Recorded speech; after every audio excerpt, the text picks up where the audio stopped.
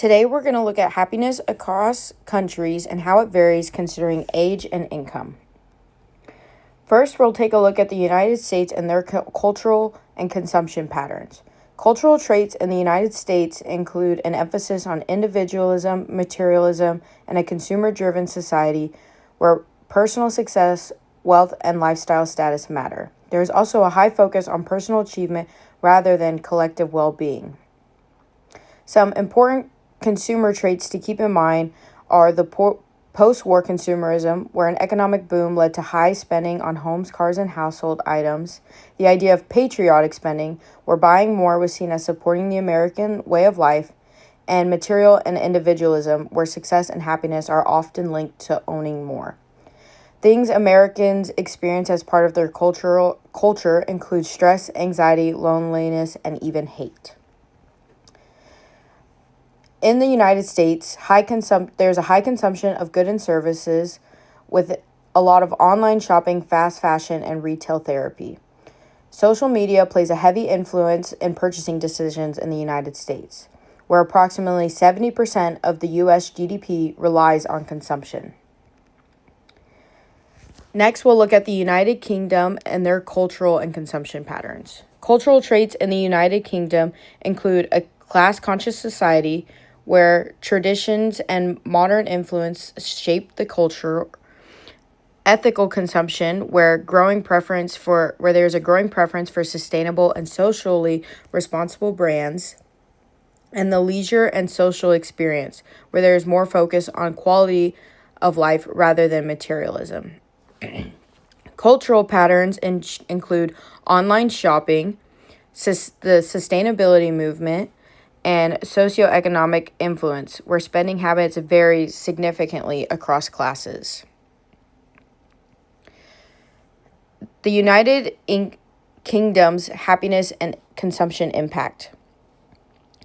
The United Kingdom has a quality of life focus where they prioritize work-life balance and mental health. They also have a higher happiness ranking where they generally rank higher than the United States in the World Happiness Report. Their sustainability influence focuses on eco-friendly consumption, which also has a link to a sense of well-being. And their social policies and healthcare impact happiness with a more accessible healthcare and social safety nets, which also contribute to happiness. Next, we'll look at India's cultural and consumption patterns. India has cultural patterns that have a heavy emphasis on close-knit family structures and strong community relationships.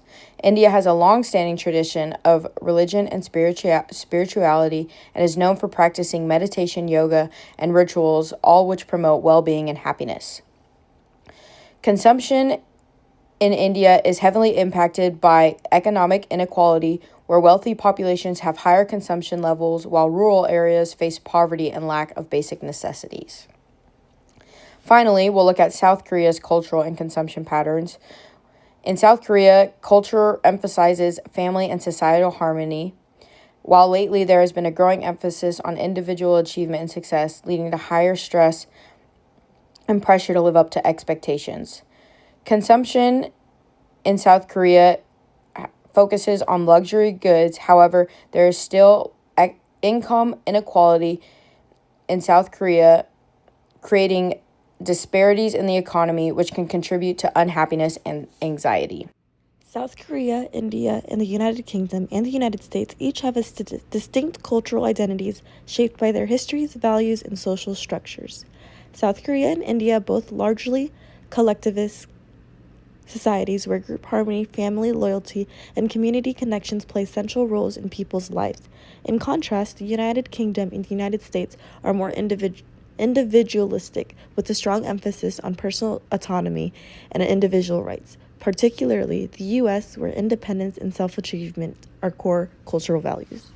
Now we'll look at how age impacts the United States. As you'll see on the images to the right,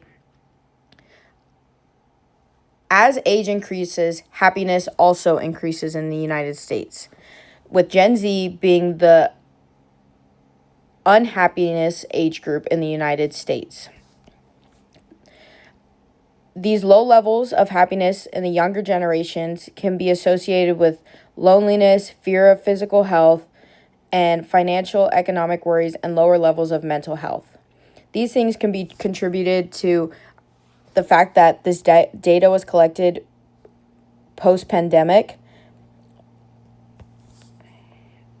And as you'll see on the right, how all of these factors of well-being are lower in the Gen Z age group. Next, we'll look at how the United Kingdom's happiness is affected by age. As you see on the right, individuals between ages 65 to 74 had the highest average reported happiness, and individuals between the ages of 45 and 59 had the lowest levels of average happiness. When compared to other data such as anxiety, life satisfaction, and worthwhile, this data may make more sense. Anxiety ratings show an inverse trend when compared to happiness, so age groups that reported higher happiness, such as age groups 65 to 74, they reported lower anxiety.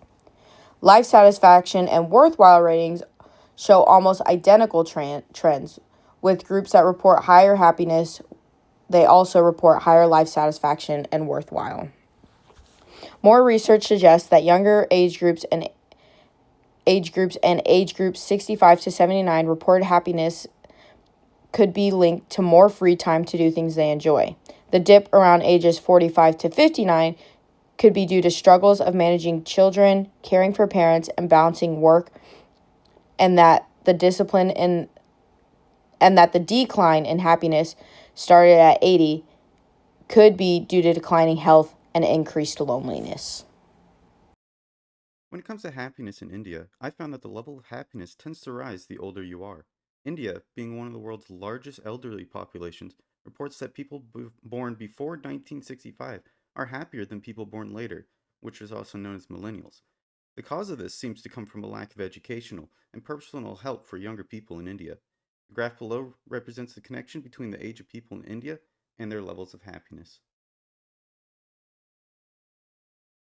When it comes to South Korea, however, I found the level of happiness is the opposite of India, where the level of happiness decreases with age. The key factor that influenced the happiness was the social contact and communication between each other.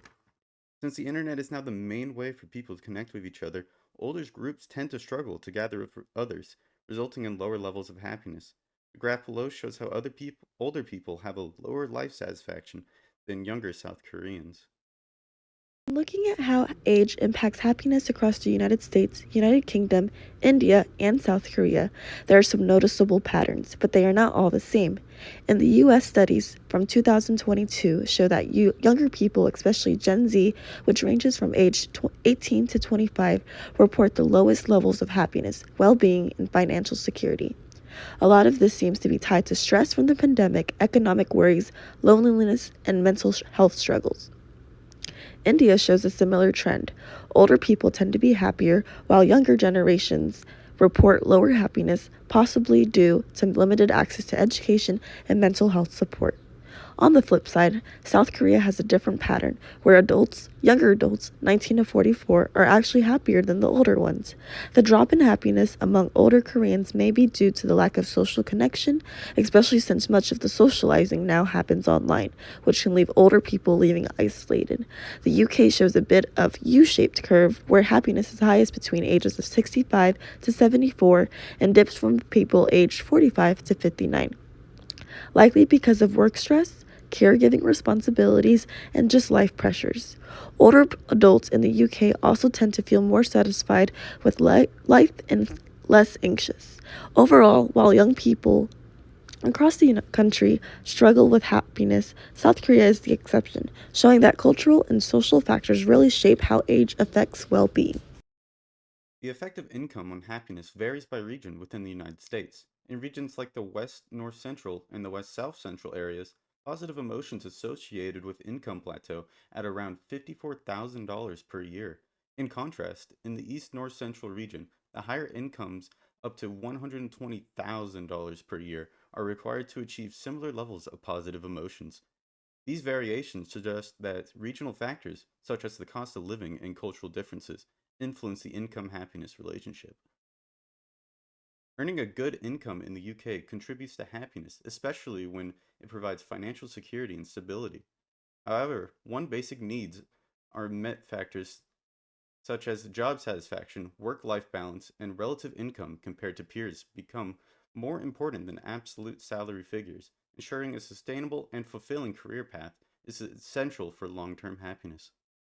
India's statistical rankings, the people of urban India surveyed 12,900 people, and approximately 68.6% chose the aspiration to be happy over other categories. The relationship between happiness and income can be confusing because since money plays an important role in reducing stress, you would assume people would rather be financially stable. This comes to show that income is a factor in personal joy and ambitions, but it is not at all the entire reason for one's ideas of happiness. In South Korea, the country had an average satisfaction level of 6.5 out of 10. Income plays a significant role, and according to research, South Koreans who are making more money have reported lower happiness.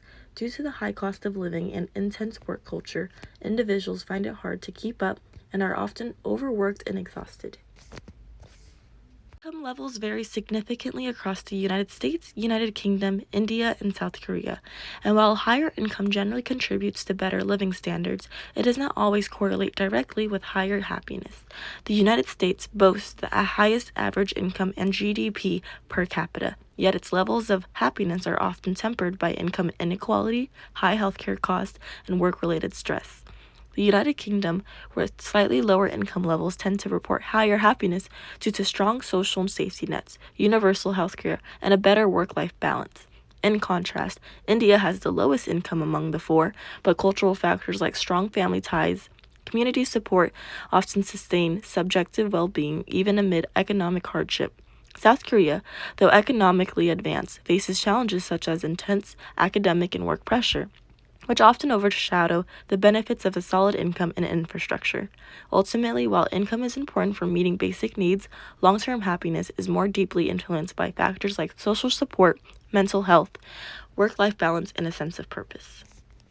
Looking back at the cultural differences of the United Kingdom and the United States, India, and South Korea, it's interesting how strong of an effect age and income has on happiness. Looking at the societal standards, it can be easy to see how differing age and incomes could absolutely affect happiness, especially when considering factors like class division, social pressure, work responsibility, and family support.